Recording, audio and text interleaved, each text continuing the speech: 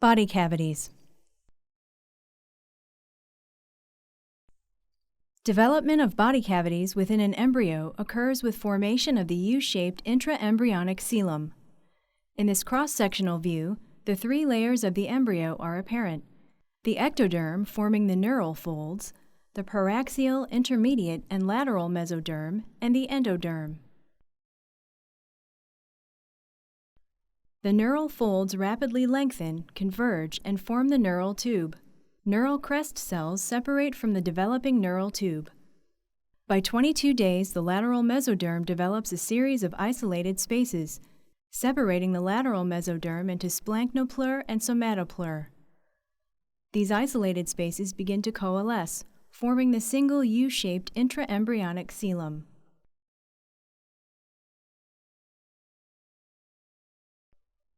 This dorsal image of the embryo shows these isolated coelomic spaces within the lateral mesoderm. Over time, these individual spaces coalesce and form the primordium of the pericardial and peritoneal cavities, as well as the interconnecting pericardio-peritoneal canal. The distal portions of the intraembryonic coelom at the lateral edges of the embryonic disc are continuous with the extraembryonic coelom. In this sagittal view, the intraembryonic coelom can be seen in pink, the dorsal aortas and developing heart in red, and the primitive gut in yellow. Communication from the edges of the embryo between the extra and intraembryonic coelom can be seen, as shown by the arrows. During transverse folding, the opening of the extraembryonic coelom slowly shrinks until the intraembryonic coelom is completely isolated within the embryo.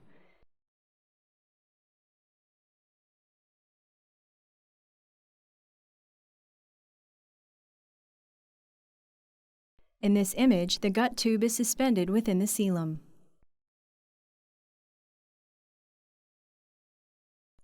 At the cranial end of the embryo, the pericardial and pleural cavities begin to develop from the intraembryonic coelom, and the two cavities separate from each other.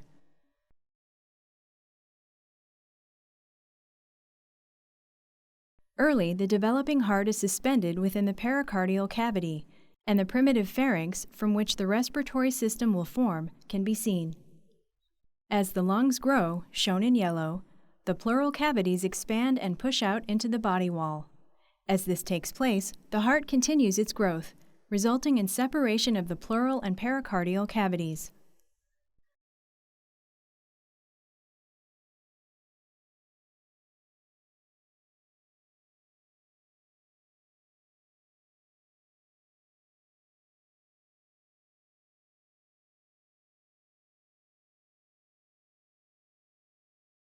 The formation of the diaphragm begins with the growth of the septum transversum from the ventrolateral body wall.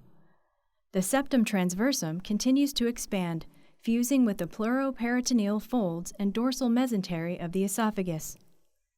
Ingrowth of muscle from the body wall completes the formation of the diaphragm.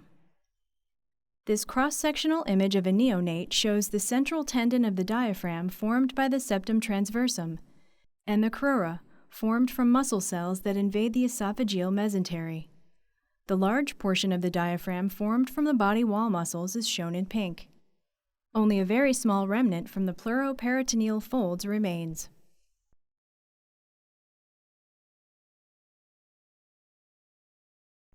Continued rapid growth of the dorsal parts of the embryo results in changes to the relative position of the diaphragm, with the dorsal portion of the embryo now lying at the level of the first lumbar vertebra.